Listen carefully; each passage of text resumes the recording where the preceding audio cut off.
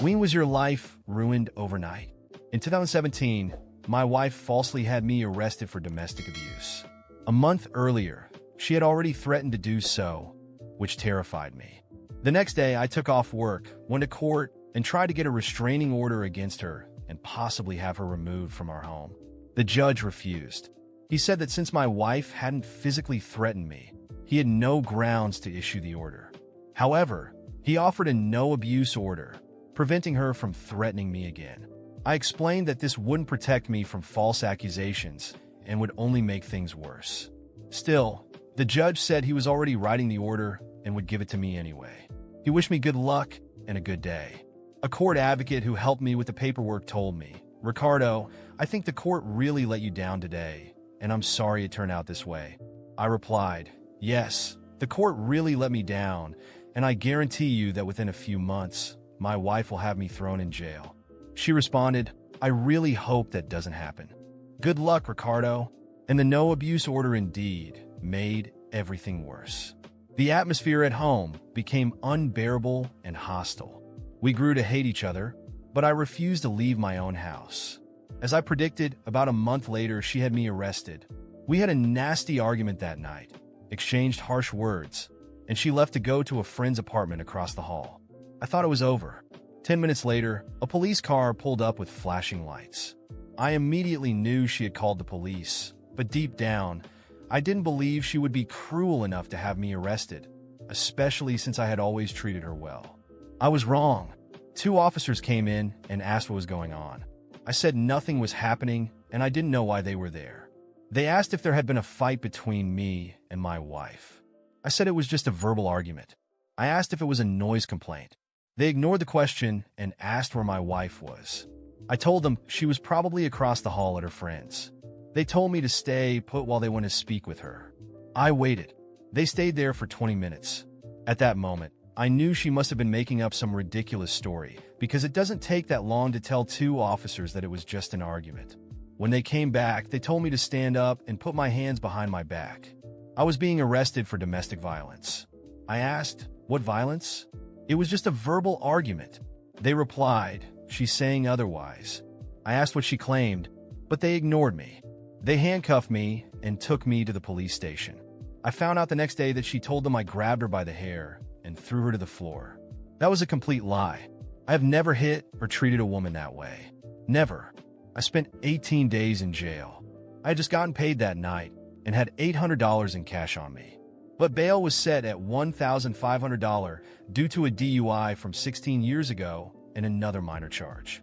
Since domestic violence is taken very seriously here in Massachusetts, I knew I could get the bail reduced. I did, but I had to wait 18 days to appear before a judge, who lowered the bail to $500. I paid it and was released. Of course, my wife immediately requested a restraining order, which was granted for 1 year. When I got out of jail, I was basically homeless. She also did an excellent job portraying me as an evil monster and claiming she was so afraid for her life that the court only granted my release on the condition that I wear an electronic ankle bracelet to monitor my movements and ensure I stayed away from my own home and my wife. My friends did everything they could to help me, but the winter of 2017 and 2018 was the worst period of my life. I had to charge the ankle bracelet every night for 2 hours. Half the time, I didn't even know where I would be sleeping that night. And because my 2 best friends lived very close to where my wife and I had lived, I couldn't stay with them for fear of triggering the ankle monitor. Even though I was more than welcome at both of their homes, I ended up spending several nights at a local homeless shelter, which was only slightly better than prison. Besides the bail, I was forced to spend a fortune on a lawyer, which ended up being pointless because I eventually had to accept a plea deal. Even though there was absolutely no physical evidence that I had assaulted my wife, no photos of bruises, black eyes, or anything remotely like that, my lawyer told me, "Rafael, you have a good case, and I'm ready to go to trial with you. But since I'm here to protect your best interests, I must be honest with you. If your wife gets on the witness stand, lies without hesitation, cries, and pulls out all the stops, this could go very badly for you. If the jury believes her story, you'll be found guilty. And if that happens, I might be able to keep you out of jail, but maybe not. Domestic violence is taken very seriously here in Massachusetts, and you could end up serving 6 months or more if convicted. I'm ready to do whatever you decide, but it might be in your best interest to take the plea deal, avoid jail, and move on from this nightmare. I know you're innocent, but this might be the safest option. What would you have done? As I said, I ended up accepting the plea deal. Jail was so horrific that I wasn't willing to risk going back, even if the chance was only 50%. Who knows what a jury might decide or believe? Now I'm a convicted felon. Besides the $5,000 I paid my lawyer, I had to pay another $2,000 for domestic violence classes. Nonsense I'm forced to sit through every Tuesday night for 2 hours over the next 38 weeks. I'm also doing community service at a local food bank to cover some of my court costs and probation fees. But there are other court fees that can't be worked off through community service and must be paid out of pocket, totaling around $350. In other words, my wife made me homeless, nearly ruined me financially, and permanently damaged my legal reputation. As I write this, she's sitting in the apartment we used to live in, watching my flat-screen TV, sleeping in my king-size bed, and relaxing on my furniture. And for 4 or 5 months, the court forced me to pay the utilities there, and even her cell phone bill. I'm 57 years old and have been through a lot, but this past year has truly been hell. I'm not exaggerating when I say I was very close to giving up and hanging myself. I only survived because of the help of my friends, and I will be forever grateful to them. Many times they went above and beyond for me. Now I'm in a new apartment, which is a dump, but I'm grateful to have it. My landlord promised to move me soon to a better unit in a nicer building across the street. My wife tried to destroy me, but she failed because I'm still here, still alive, and I've managed to pick up the pieces, but at a huge physical, mental, emotional, and financial cost. My credit is ruined. My hair has turned gray. I lost 30 pounds over this past year and nearly developed an ulcer. I felt horribly sick for months, constantly nauseous and sometimes vomiting. My car was repossessed, and now I rely on public transportation for everything. I won't even get into how much of an evil person my wife is, but I've often asked myself, how does she sleep at night? How does she live with what she's done to me, knowing she had me imprisoned on a false charge? That's when I thought of Marcella, the neighbor, my ex-wife's closest friend, maybe the only person she still kept in constant contact with. Marcella had been around during much of the chaos, and even if she didn't know everything, maybe she knew more than she let on. She could be the missing piece to dismantle this whole lie. But there was a problem. I couldn't go near her. The restraining order prevented me from even stepping foot near the building. My only option was to try contacting her from a distance. I grabbed my phone, and after staring at the screen for a few minutes, I typed a message.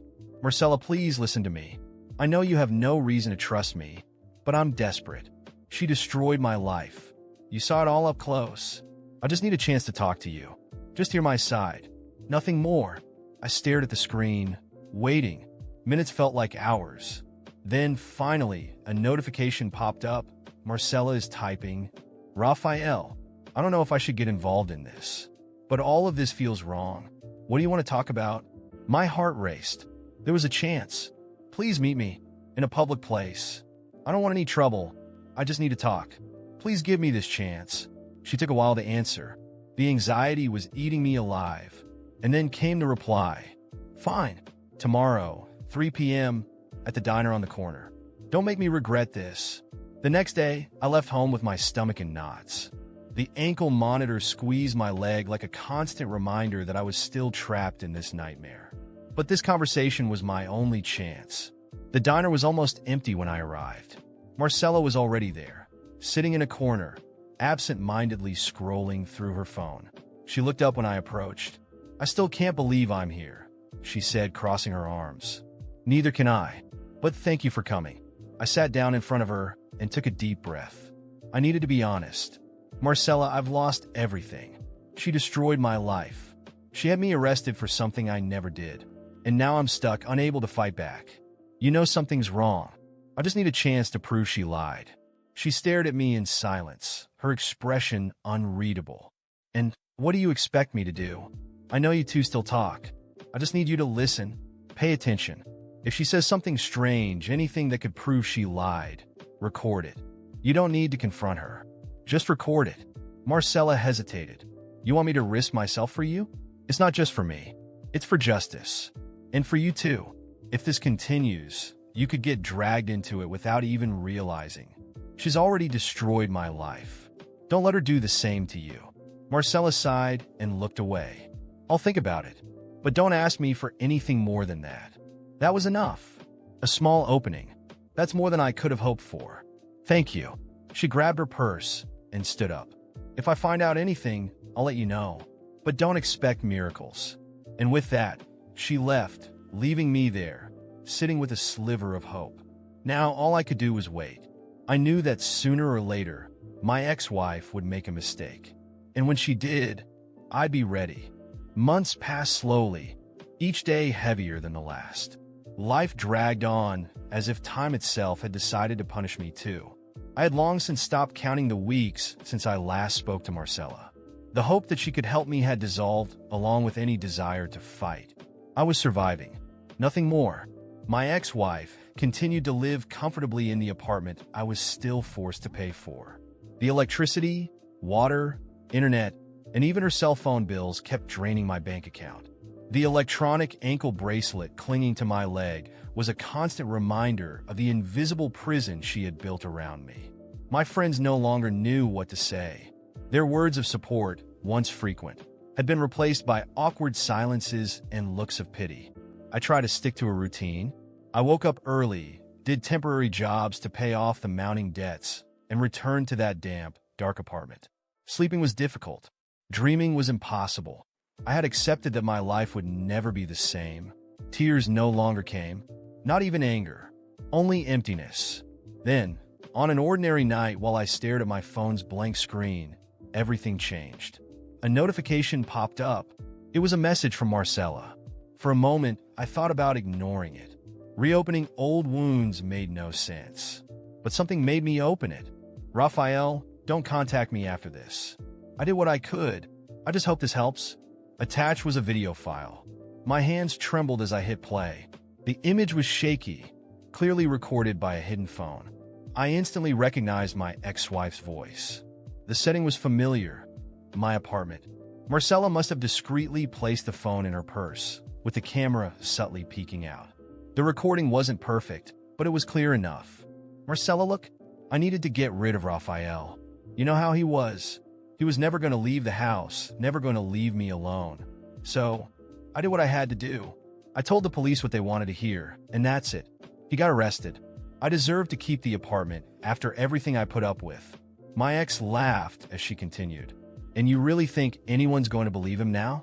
He's finished. The best thing he can do is accept defeat. The tears came before I even realized. But I wasn't crying out of sadness. It was relief, gratitude, the certainty that this nightmare could finally end.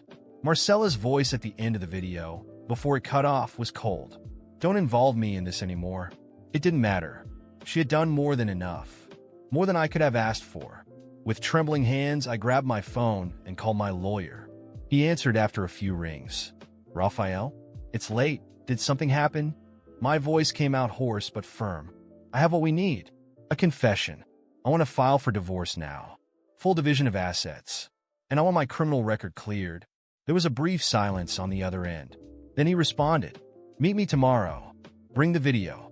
We're going to end this. That night passed slowly, but it was different from all the others. For the first time in a long while, I truly slept. Deeply. I woke up early, grabbed the video, and went straight to my lawyer's office. He watched it in silence, analyzing every detail.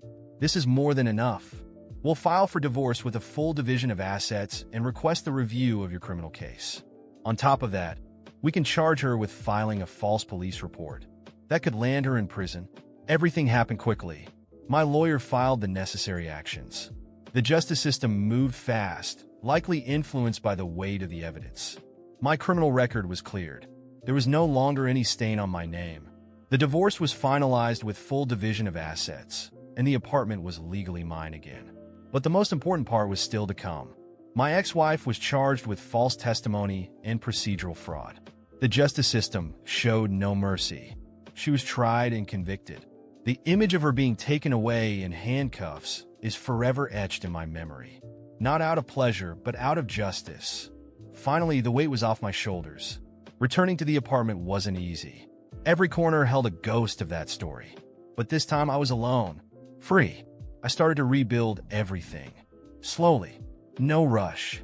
I sold some furniture, renovated what I could, gave the place a new life. Marcella never replied to my messages again, and I didn't reach out to her. She did what needed to be done, and for that, I will be eternally grateful. Slowly, I started living again. Not like before, but in a new way. I learned to be cautious, to trust less. But I also learned that no matter how bad things get, there's always a way out. She tried to destroy me, but she failed, and I survived.